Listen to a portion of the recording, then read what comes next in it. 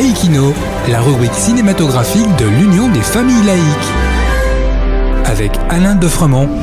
Bonjour, vous êtes à l'écoute de Laïkino avec Alain et Frédéric, votre serviteur pour la chronique cinématographique de l'UFAL. Bonjour Alain. Bonjour Frédéric, bonjour à tous. Aujourd'hui, c'est du cinéma chinois dont tu veux nous parler. Oui, en effet.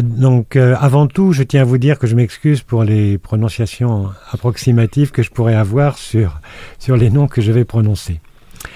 À l'occasion d'un film récent que je vous conseille vivement, qui s'appelle Brief History of Family, bref histoire d'une famille, d'un réalisateur chinois qui pour moi est un vrai cinéaste, je voudrais vous parler aujourd'hui du cinéma chinois et plus précisément de Zhang Xiushuan, réalisateur et producteur qui est considéré comme l'un des pères fondateurs du cinéma chinois.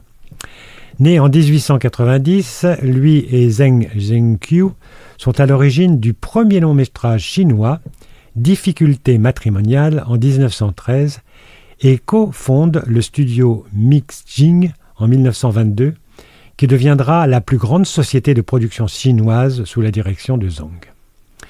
Zhang Xiushuan est né sous le nom de Zhang Weitong à Ningbo dans la province de Xinjiang. Quand son père meurt, alors qu'il n'a que 16 ans, il quitte alors l'école pour aller vivre à Shanghai chez son oncle maternel Jing Runson, un comprador à succès. À Shanghai, il travaille à la compagnie américaine Yueyang le jour et étudie l'anglais la nuit. En 1913, deux Américains de Shanghai, Yael et Suffert, qui ont acheté la société cinématographique d'Asie, demandent à Zhang d'être leur consultant. En 1916, Zhang fonde la compagnie cinématographique Wangxiang quand les pellicules américaines deviennent disponibles à Shanghai et réalise le film Victime de l'opium, adapté d'une pièce de théâtre. Mais la compagnie ferme rapidement. Vous voyez, histoire un petit peu compliquée, j'en conviens.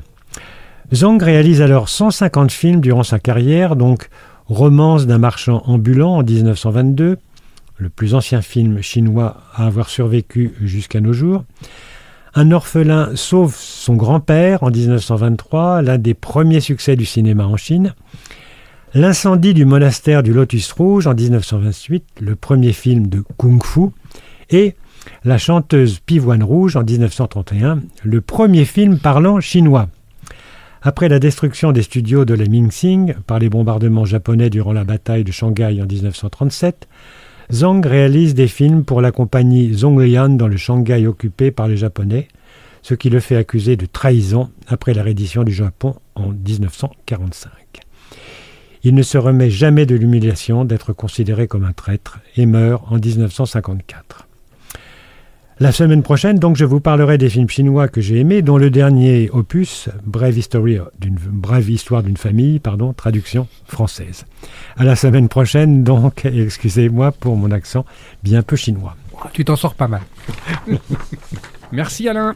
En attendant de nous retrouver, n'oubliez pas notre émission en balado-diffusion sur laicidad.ufal.org ainsi que sur notre site ufal.org. Pensez aussi que nos activités ne sont possibles que grâce à vos dons et à vos adhésions. À la semaine prochaine. C'était Laïkino, la rubrique cinématographique de l'Union des familles laïques. Retrouvez toutes nos rubriques Laïkino et l'ensemble de nos balados-diffusions sur lufal.org.